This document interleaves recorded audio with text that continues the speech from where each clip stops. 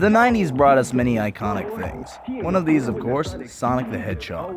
Starting in 1991 on the Sega Mega Drive, or Sega Genesis if you live in America, Sonic was an instant hit, and an icon was born. But this isn't a documentary about the origins of the character, no.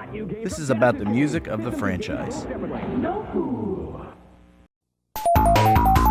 The first game's music was composed by Masato Nakamura, who you might know as one half of the Japanese pop duo Dreams Come True. Masato said this in an interview with Sonic City. Also, that time was sort of the turning point for making music, and that we really put our hearts out into the idea of using computers to make music. And that's when this all started. So it was really perfect timing to be given the chance to do the music for Sonic when I did. Art, entertainment, and computers all just came together and sprung it to life, and that's where Sonic was born.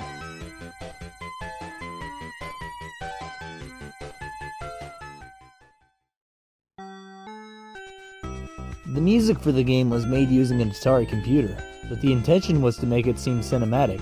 Masato had to record the music onto a cassette tape, and the sound engineer would listen to it and then try to reproduce it for the console.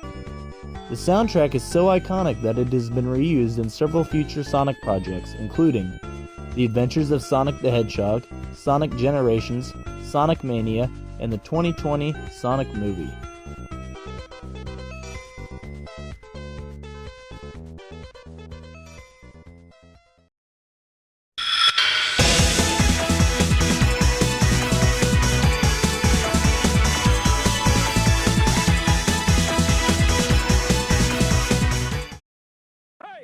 One of the most iconic games in the Sonic franchise, Sonic the Hedgehog CD, also has a very interesting history behind its soundtrack, or actually, soundtracks.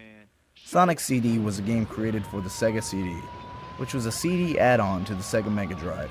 This allowed for full motion video and CD quality music. However, it didn't sell very well. Sonic CD, one of the best-selling games on the system, of course, had a CD quality soundtrack and even fully animated cutscenes, which were animated by the same team as Dragon Ball. The game's soundtracks were specific to which part of the world you were from. If you were from Japan or Europe, you got one, and if you were from America, you got another. The differences between the two is pretty obvious.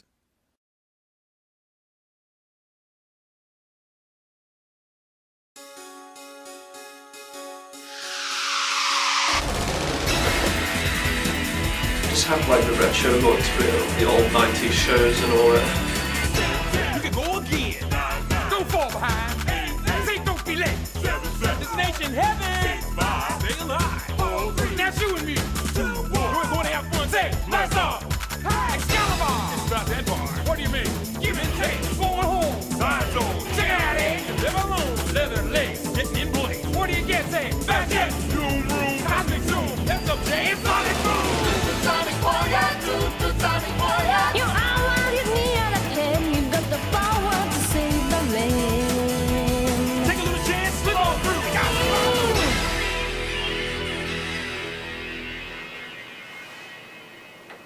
Well, that's the first one there. It's a very Dragon Ball-esque, I would say, especially with the music like the old one they used to do. Was it 80s, early 90s or something like that? Sort of like the time Dragon Ball Z and all that. So yeah, it was good, yeah. So this says NA on it, North America.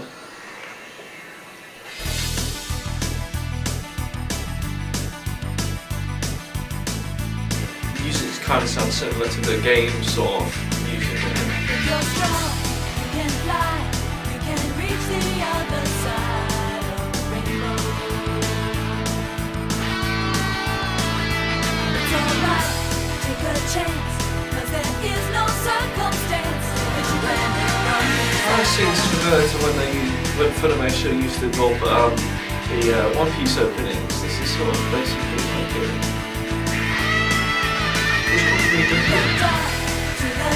I think it was Savior of America. Savior of America. Yeah, I think so. You know, I sort of prefer the American version because they were both in English, but I think the Americans had a little bit more pizzazz with it. Yeah, a bit more. I feel like it fit more. I feel like the opening fit a bit more because I watched a lot of older anime where they used to do the Funimation themselves would, dub anime shows. They did it with One Piece, and the infamous Full Kids dubs and stuff like that. They did the One Piece rap, they did it with Yu-Gi-Oh, but I think probably out of all of those, I think the openings were probably the best parts of the edits. So I think they do have the right goal with it. I think America can do good dubs for the show, so I do prefer the North American version.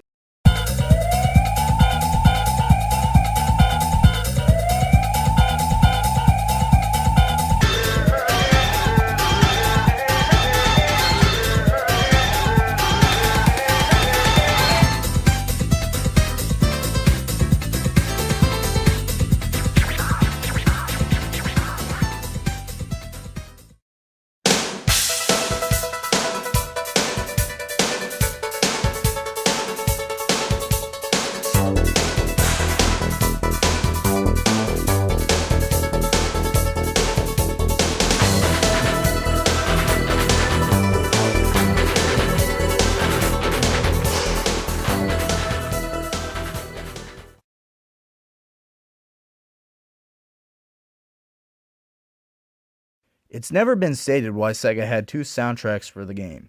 It can't be a rights issue because both soundtracks are available on the remastered version of the game. Which version of the soundtrack do you prefer?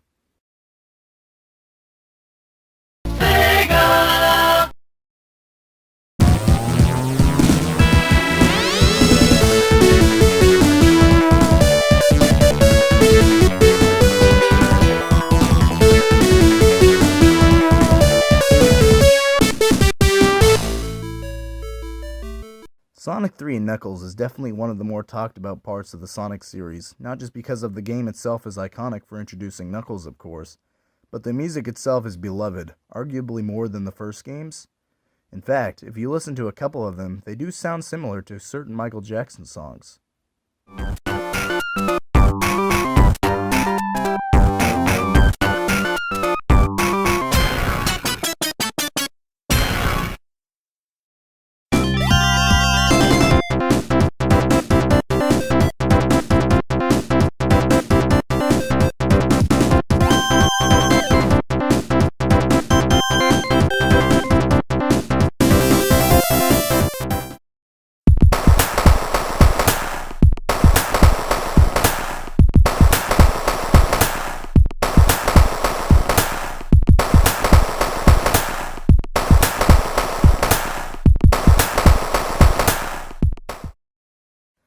Michael Jackson was brought in to work on the music for the game, but after he heard what it sounded like, he was unhappy with it.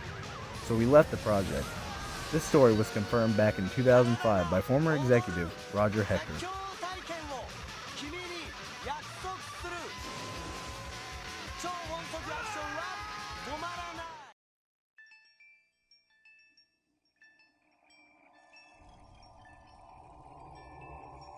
Sonic Adventure was a flagship game for the Sega Dreamcast.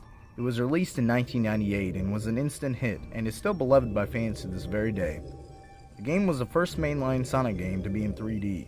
It also featured voice acting and a more detailed storyline.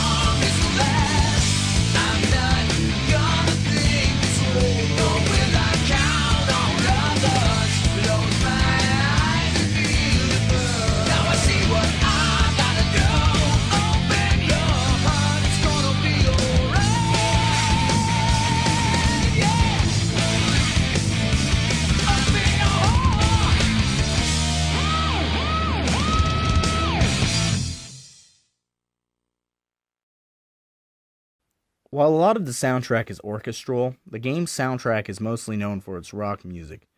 It features a song called Open Your Heart, which was sung by Japanese-American rock band Crush 40. The band's guitarist, Jun Sano, made 2 songs for Sonic 3 and even a couple of Sonic games after that. Johnny Gioli, a singer from the band Hardline, was also contacted by Jun to create the song Open Your Heart, a song that was later included in the game, also back when Crush 40 was called Sons of Angels. For 30 years, Sonic has been running through zones and collecting rings. He's a cultural icon, not just his music. Let's hope the franchise continues to grow for another 30 years.